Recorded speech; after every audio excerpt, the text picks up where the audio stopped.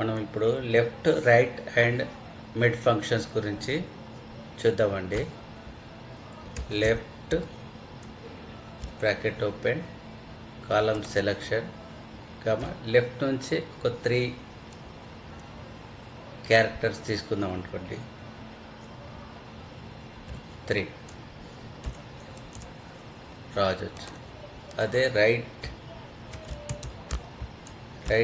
3 columns తీసుకుందాం. Column selection 3 columns తీసుకుందామండి. రావచ్చు.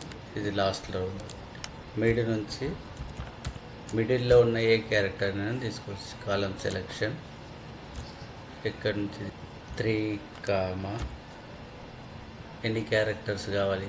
5 కావాలనుకోండి చేసుకోవాలి.